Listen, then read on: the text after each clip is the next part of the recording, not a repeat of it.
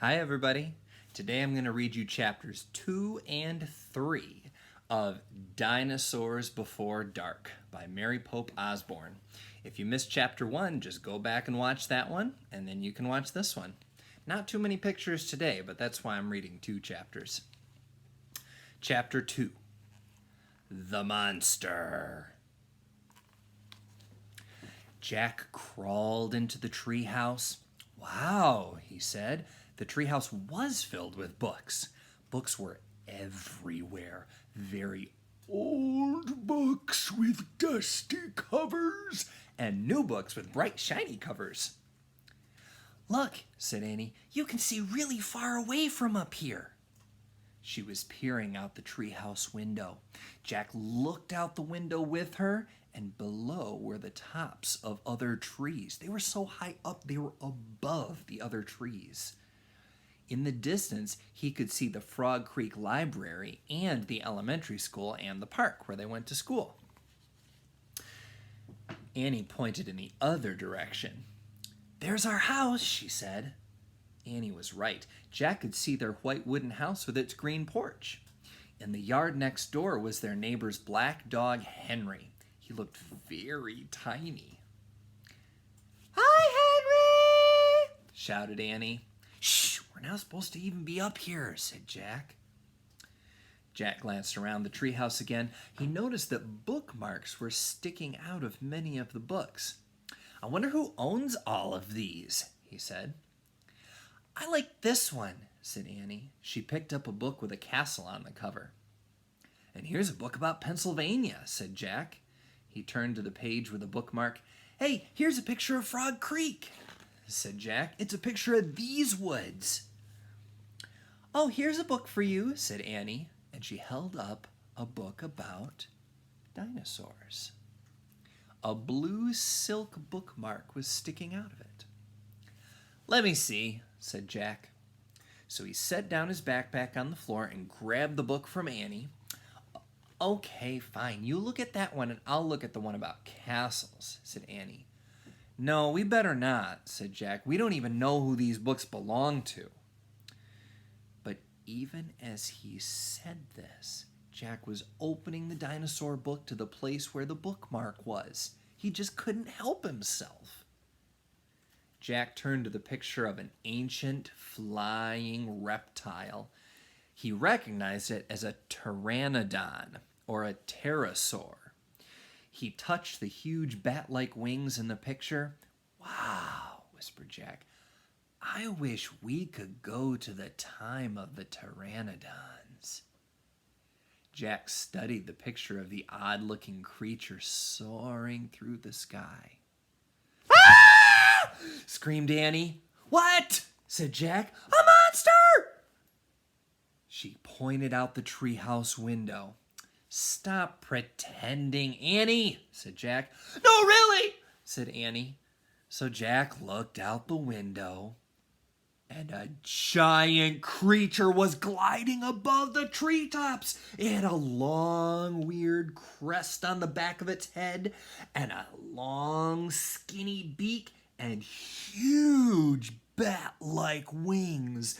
It was a real, live pteranodon!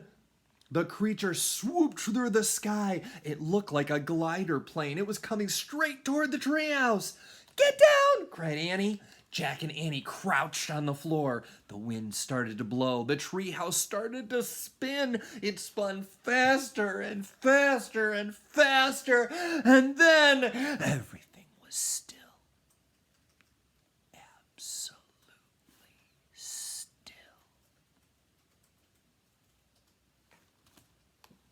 Chapter 3. Where is here? Jack opened his eyes. Sunlight slanted through the window of the treehouse, but the treehouse was still high up in a tree. But it wasn't the same tree. Where are we? Said Annie. She and Jack looked out the window. The pteranodon was soaring through the sky.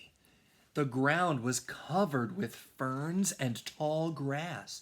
There was a winding stream, a sloping hill, and volcanoes in the distance. "I don't know where we are," said Jack. The pteranodon glided down to the base of the tree. It landed on the ground and stood very still.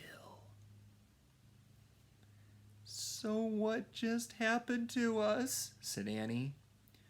"Well," said Jack, "I was looking at the picture in the book."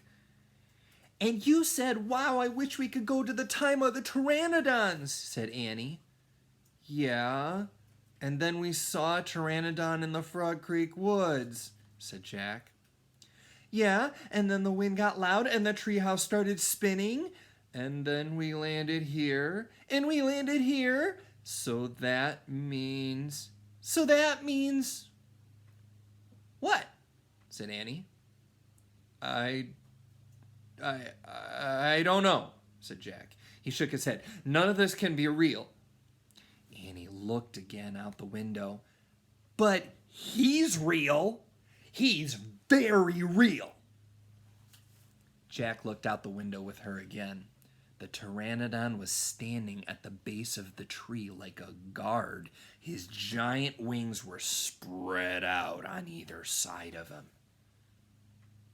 "Hi!" Annie shouted. "Shh!" said Jack. "We're not supposed to be here." "But where is here?" said Annie. "I don't know," said Jack. "Hi, who are you?" Annie called to the pteranodon. The creature just looked up at her. "Are you nuts?" "Pteranodons can't talk," said Jack. "But maybe the book can tell us." So Jack looked down at the book and he read the words under the picture. "The flying reptile lived in the Cretaceous period.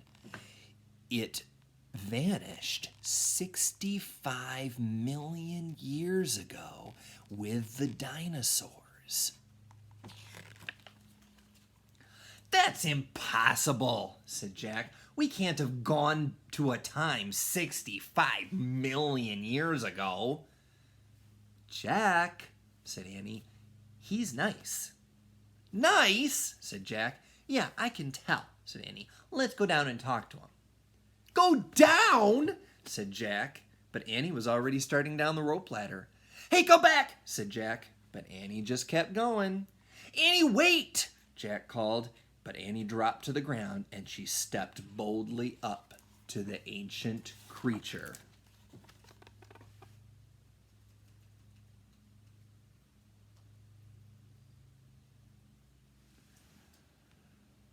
I think Annie is the bravest one of those two. Jack may know a lot of words and may read a lot about dinosaurs, but Annie is pretty brave. I don't know if I'd be that brave to just step up to the dinosaur. Well, the next chapter is called Henry. I don't know who Henry is, but we'll have to find out who that is tomorrow. I'll read you another couple chapters tomorrow, and I hope you're all doing okay. Bye-bye, everyone.